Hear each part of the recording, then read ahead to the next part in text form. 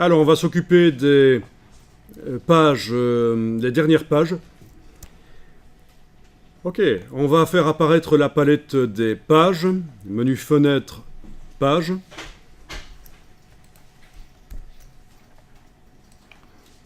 Vous remarquez qu'il s'agit d'un document double page,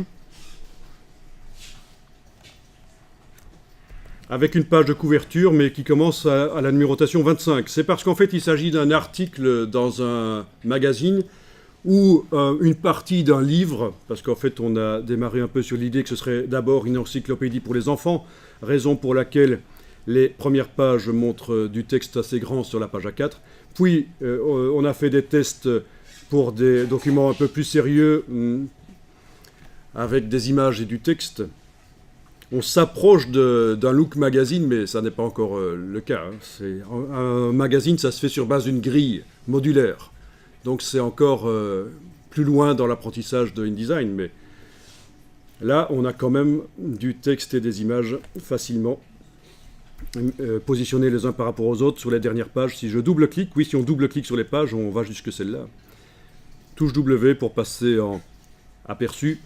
Voilà, vous voyez que au niveau du look, c'est relativement professionnel, bien que ce soit très simple en fait. Juste du texte en 2 colonnes sur lequel des images ont été mises et elles habillent, c'est-à-dire qu'elles repoussent le texte là où elles sont mises.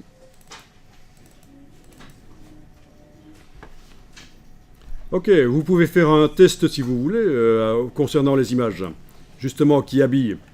Allez un peu sur la page 33. Double-cliquez sur la page 33.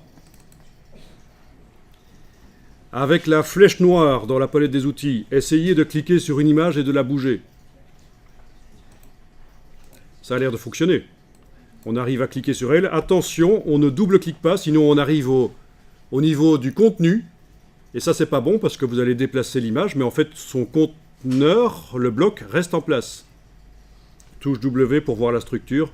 Et en fait, on a le conteneur qui est là. Et là, j'ai déplacé l'image parce que quand j'ai déplacé, elle apparaissait avec un cadre brun qui m'indique que c'est le contenu que je manipule et pas le conteneur. Je fais commande Z pour annuler.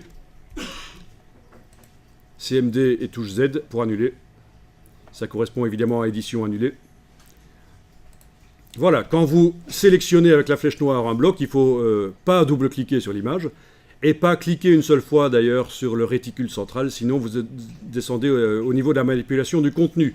Ce qui peut être très intéressant de manipuler le contenu, mais pas dans ce cas-ci.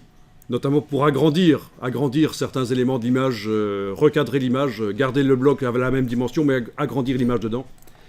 Ok, donc quand vous avez sélectionné l'image, vous pouvez la déplacer sur une autre colonne par exemple. Et vous allez remarquer que le texte bouge. Parce que l'image a une fonction d'habillage. Elle repousse le texte.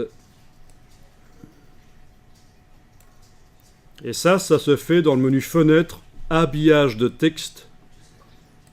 On a mis sur le bloc conteneur, pas sur le contenu, pas sur l'image, on a mis ceci. Donc c'est bien quand on avait le bloc sélectionné ici en bleu, qu'on a été enclenché dans la palette habillage de texte, menu fenêtre habillage de texte, on a été enclenché ça. On a même mis une marge pour repousser vraiment les lignes de texte plus loin.